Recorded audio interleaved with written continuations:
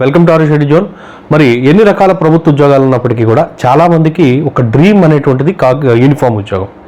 Uniform వేసుకొని ఒక police job చేయాలనేటువంటి ఆసక్తి, చాలా ఇంట్రెస్ట్, అదేవిధంగా డ్రీమ్ అనేటువంటిది చాలామంది ఆస్పిరెంట్స్కి అయితే ఉంటుంది.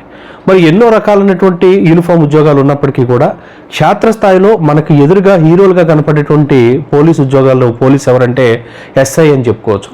ఎందుకనంటే మనకి ఎక్కువగా కనబడుతూ ఉంటారు, క్షేత్రస్థాయిలో సేవలు అందిస్తూ ఉంటారు.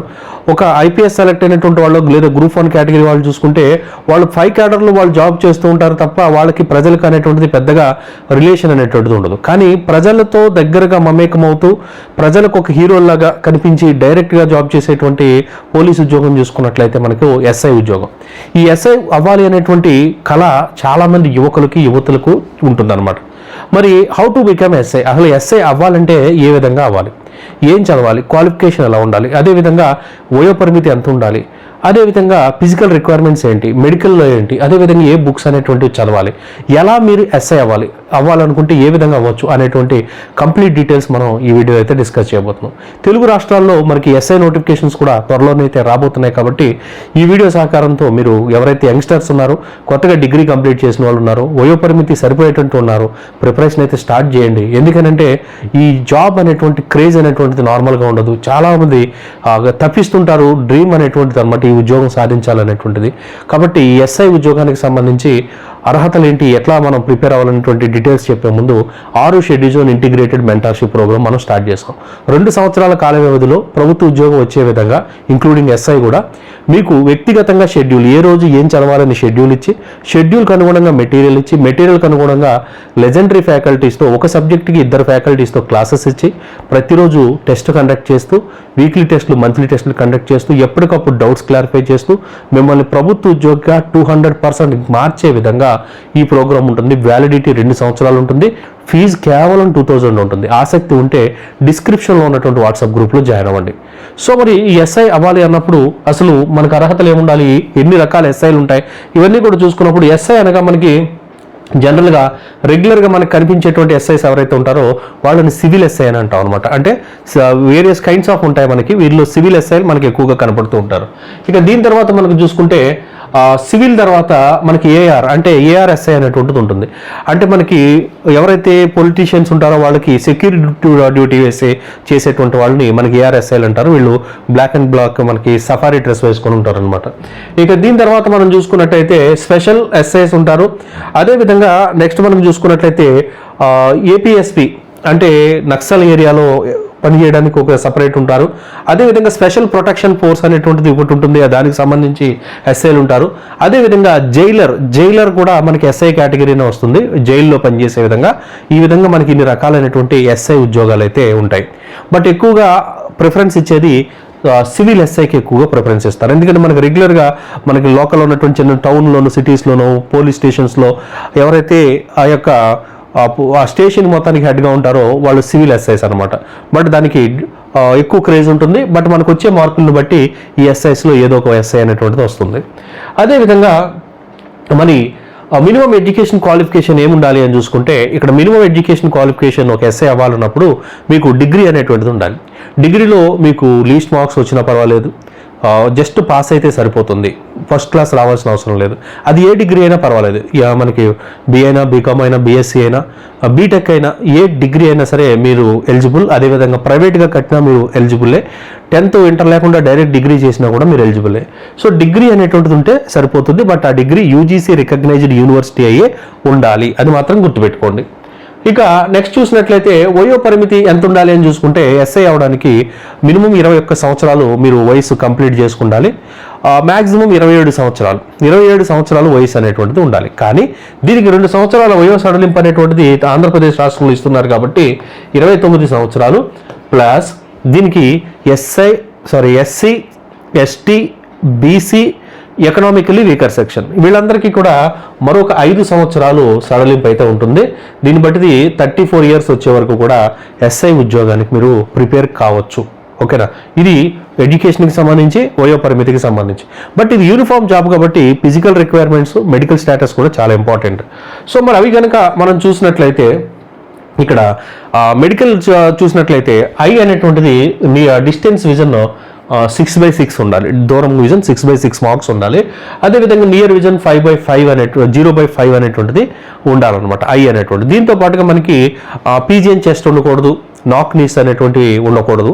అదేవిధంగా వివిధ రకాలైన డిసీజెస్ అనేటువంటివి ఉండకూడదు అనమాట. ఓకే, సో మరి ఫిజికల్లీ హ్యాండిక్యాప్స్ ఎవరైతే ఉంటారో, నాక్ నీస్ ఉన్నవాళ్ళు, ఫిజికల్లీ హ్యాండిక్యాప్స్, అదేవిధంగా స్టామరింగ్ అంటే నత్తి ఉన్నవాళ్ళు, అదేవిధంగా హియర్ ప్రాబ్లం ఉన్నవాళ్ళు, సైకలాజికల్గా డిజార్డర్స్ ఉన్నవాళ్ళు ఈ ఉద్యోగాలకు అప్లై చేసుకోవడానికి అవకాశం లేదు, వీళ్ళు అప్లై చేసుకోకూడదు. సో ఇక్కడ నెక్స్ట్ మనకి సెలక్షన్ ప్రాసెస్ అనేటువంటిది ఏ విధంగా ఉంటుంది అని చూసుకుంటే, ఇక్కడ సెలక్షన్ ప్రాసెస్ అనేటువంటిది మనకి 4 స్టేజెస్ ఉంటుందండి. ఎస్ఐ అవ్వాలంటే ఫస్ట్ మీరు అప్లై చేసుకున్నాక ప్రిలిమినరీ ఎగ్జామ్ అనేటువంటిది కండక్ట్ చేస్తారు. ఈ ప్రిలిమినరీ క్వాలిఫై అయిన తర్వాత ఫిజికల్ మెజర్మెంట్ టెస్ట్ పిఎంటి అనేటువంటిది ఉంటుంది. ఇది క్వాలిఫై అయిన తర్వాత ఫిజికల్ ఎఫిషియన్సీ టెస్ట్కి తీసుకువెళ్తారు. అది క్వాలిఫై అయిన తర్వాత మెయిన్స్ ఎగ్జామ్ అనేటువంటిది కండక్ట్ చేస్తారు. దాని తర్వాత డాక్యుమెంట్ వెరిఫికేషన్, ఫైనల్గా మెడికల్ టెస్ట్ అనేటువంటిది అయిన తర్వాత మీకు జాబ్ అనేటువంటిది వస్తుందన్నమాట. సో ఫస్ట్ మనం అప్లై చేయగానే చేసేది ఏంటంటే preliminary exam. Preliminary exam 2 papers ఉంటుందండి. ఈచ్ పేపర్ కూడా 100 మార్కులకి ఎగ్జామ్ అనేటువంటిది ఉంటుంది. ఈ 100 మార్కుల ఎగ్జామ్కి చూసుకున్నట్లయితే ఫస్ట్ మనకి రీజనింగ్, మెంటల్ ఎబిలిటీ 100 మార్కులు, అదేవిధంగా జనరల్ స్టడీస్ మనకి 100 మార్కులకి ఎగ్జామ్ ఉంటుంది. 30% మనకు 35% ఓసీ, 30% బీసీ, ఎస్సీలకు 25% మార్కులు ప్రతి పేపర్లో సపరేట్గా తెచ్చుకోవాలి. నెగిటివ్ మార్కులు ఉండవు, గుర్తుపెట్టుకోండి, నో నెగిటివ్ మార్క్స్. ఓకేనా? సో మరి ఇది అయిన తర్వాత మిమ్మల్ని ఫిజికల్ మెజర్మెంట్ ఎగ్జామ్కి తీసుకెళ్తారు. అంటే ఇది క్వాలిఫై అయిన వాళ్ళంతా పిఎంటీకి పిలుస్తారనమాట. ఇది పిలిచిన తర్వాత మీరు 167.6 సెంటీమీటర్స్ హైట్ అనేటువంటిది ఉండాలి, 86 సెంటీమీటర్లు చెస్ట్ అనేటువంటిది ఉండాలి. గాలి పీల్చుకున్నప్పుడు చెస్ట్ 5 సెంటీమీటర్లు ఖచ్చితంగా ఎక్స్పాన్షన్ అవ్వాలి. అదే అమ్మాయిలు చూసుకుంటే 152.5 సెంటీమీటర్లు హైట్ అనేటువంటిది ఉండాలి. అదేవిధంగా 40 కేజీలకి తగ్గకుండా వెయిట్ అనేటువంటిది ఉండాలి, ఎక్కువ ఉండాలి, 40 కేజీల కంటే ఎక్కువ ఉండాలన్నమాట. సో ఈ విధమైనటువంటి ఫిజికల్ రిక్వైర్మెంట్స్ మీకు ఉండాక ఖచ్చితంగా ఉండాలి. దీని తర్వాత ఇవి కూడా కంప్లీట్ అయితే కనుక మిమ్మల్ని ఫిజికల్ ఎఫిషియన్సీ టెస్ట్కి తీసుకెళ్తారు. ఈ ఫిజికల్ ఎఫిషియన్సీ టెస్ట్ ఏముంటుందంటే 1600 మీటర్ల రన్నింగ్ ఉంటుంది. 1600 మీటర్ల రన్నింగ్ 8 నిమిషాల్లో మీరు కంప్లీట్ చేయాల్సి ఉంటుంది. అదే ఎక్స్ సర్వీస్ మ్యాన్ అయితే 9 నిమిషాల 30 సెకండ్స్లో కంప్లీట్ చేయాలి. అమ్మాయిలు అయితే 10 నిమిషాల 30 సెకండ్స్లో ఈ 1600 మీటర్ల రన్నింగ్ అనేది చేయాలి. తర్వాత 100 మీటర్ల రన్నింగ్ ఉంటుంది. అబ్బాయిలు 15 సెకండ్లో పూర్తి చేయాలి. ఎక్స్ సర్వీస్ మ్యాన్ 16.5 సెకండ్స్లో పూర్తి చేయాలి. అమ్మాయిలు 18 సెకండ్లో పూర్తి చేయాలి. ఇక లాంగ్ జంప్ ఉంటుంది. అబ్బాయిలు 3.80 meters, ex service man 3.65 meters, అమ్మాయిలు 2.75 మీటర్స్. ఈ లాంగ్ జంప్ వేయడానికి మీకు 3 ఛాన్సులు ఇస్తారు. ఆ 3 ఛాన్సుల్లో మీరు ఏదో ఒక ఛాన్స్లో కంప్లీట్ చేస్తే సరిపోతుంది అనమాట. ఈ విధంగా ఫిజికల్ ఎఫిషియన్సీ టెస్ట్ కూడా మీరు క్వాలిఫై అయిపోతే అప్పుడు ఫర్దర్గా మిమ్మల్ని మెయిన్స్ ఎగ్జామ్స్కి తీసుకెళ్తారు. ఈ మెయిన్ ఎగ్జామ్లో మనకి మొత్తం 4 పేపర్లు ఉంటాయి. 4 పేపర్లో మొదటి 2 పేపర్లు కేవలం క్వాలిఫై అయితే సరిపోతుంది, 100 మార్కులు అనమాట. క్వాలిఫై అయితే చాలు. ఎక్కువ మార్కులు వచ్చినా ఫైనల్గా మార్క్స్లో కలపరు. తక్కువ మార్కులు క్వాలిఫై మార్క్స్ రాకపోతే కింద మెయిన్ పేపర్స్ రెండింటిని కరెక్షన్ చేయరు. సో ఇది చూసుకుంటే ఫస్ట్ పేపర్ మనకి ఇంగ్లీష్ ఉంటుంది, డిస్క్రిప్టివ్ టైప్ ఆఫ్ డిగ్రీ స్టాండర్డ్లో ఉంటుంది. అదేవిధంగా తెలుగు ఉంటుంది. తెలుగు కూడా మనకి డిస్క్రిప్టివ్ టైప్ ఆఫ్ ఉంటుంది. అంటే ఎస్ఏ రాయడం కానీ, తెలుగుని ఇంగ్లీష్లో ట్రాన్స్లేట్, ఇంగ్లీష్ని తెలుగులో ట్రాన్స్లేట్ చేయడం, ఈ విధంగా క్వాలిఫై అయితే సరిపోయే మార్కులు. ఇందులో 100కి 99 వచ్చినా మీకు ఉద్యోగం ఇచ్చేటువంటి మార్క్స్లో యాడ్ చేయరు. ఓకేనా? క్వాలిఫై మాత్రం అవ్వాలి కంపల్సరీ. ఇక థర్డ్ పేపర్ చూసుకుంటే అర్థమెటిక్ ఉంటుంది. 10th క్లాస్ స్టాండర్డ్లో రీజనింగ్ అర్థమెటిక్గా 200 క్వశ్చన్లు, 200 మార్కులు, నెగిటివ్ మార్క్స్ ఉండవు. జనరల్ స్టడీస్లో మనకి 200 క్వశ్చన్స్, 200 మార్కులు, నెగిటివ్ మార్క్స్ ఉండవు. ఇది 4th పేపర్ అని చెప్పుకోవచ్చు. బట్ ఈ 2 పేపర్లలో వచ్చిన మార్కులు బట్టి మీకు ఉద్యోగం వస్తుంది. ఈ 2 పేపర్లు ఖచ్చితంగా క్వాలిఫై అవ్వాలి. అది డిఫరెన్స్ అనమాట. మరి సిలబస్ చూసుకుంటే ఇంగ్లీష్కి మనకి డిగ్రీ రేంజ్లో మనకి మనకి షార్ట్ ఎస్ఏ రాయడం, కాంప్రహెన్సివ్ ఎస్ఏ రైటింగ్, ప్రిచర్ writing, paragraph writing, translation from English to Telugu అలా ఉంటుంది. తెలుగులో చూసుకుంటే grammar, short essay, comprehension from Telugu to English translation అనేటువంటిది ఉంటుంది అనమాట. అదేవిధంగా అర్థమెటిక్ చూసుకుంటే మనకి percentages, ratio and proportion, interest, profit and losses. ఈ యొక్క ఎస్ఐ కంప్లీట్ కోర్స్ మనకి 500 రూపీస్కి యాప్లో ఉంది. మీరు డౌన్లోడ్ చేసుకుని ఇప్పటి నుంచి స్లోగా ప్రిపేర్ అవ్వండి. యాప్ని డౌన్లోడ్ చేసుకొని కోర్స్ తీసుకోండి. బెస్ట్ ఫ్యాకల్టీస్తో క్లాసెస్ అనమాట. అదేవిధంగా నెక్స్ట్ చూసుకుంటే మెంటల్ ఎబిలిటీ అర్థమెటిక్లో మనకు రీజనింగ్ చూసుకుంటే verbal reasoning, non verbal reasoning, analogy, coding, decoding ఇవన్నీ కూడా మేజర్ టాపిక్స్గా ఉంటాయి అనమాట రీజనింగ్లో. అదేవిధంగా నెక్స్ట్ మనకి జనరల్ స్టడీస్ చూసుకుంటే general science, day to day life general science ఉంటుంది. కరెంట్ అఫైర్స్ ఖచ్చితంగా ఉండాలి. హిస్టరీలో మనకి socio economic history, of India, geography of India, Indian polity. So ఇవన్నీ కూడా మనకు జనరల్ స్టడీస్లో సిలబస్లో భాగంగా ఉంటాయి. ఈ విధంగా మనకి ఈ సిలబస్ని దగ్గర పెట్టుకొని స్లోగా మనం ప్రిపరేషన్ అయితే చేస్తూ ఎస్ఏ అవ్వాలని లక్ష్యం ఉన్నటువంటి వాడు ముందుగానే ప్రిపరేషన్ స్టార్ట్ చేస్తాడు. లక్ష్యం ఉందనుకుని భ్రమపడేవాడు ఎవడైతే ఉంటాడో వాడు నోటిఫికేషన్ వచ్చాక, ఎగ్జామ్ డేట్ వచ్చాక ప్రిపేర్ అవుతాడు.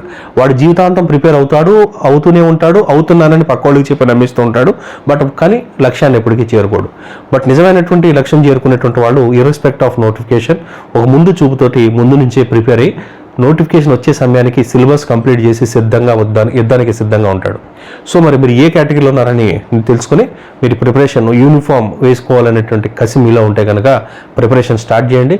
మా గైడెన్స్లో మీరు జాబ్ సాధించాలనుకుంటే డిస్క్రిప్షన్లో వాట్సాప్ గ్రూప్లో జాయిన్ అవ్వండి. కొత్త బ్యాచ్ చాలా త్వరలో స్టార్ట్ చేస్తున్నాం. Thank you.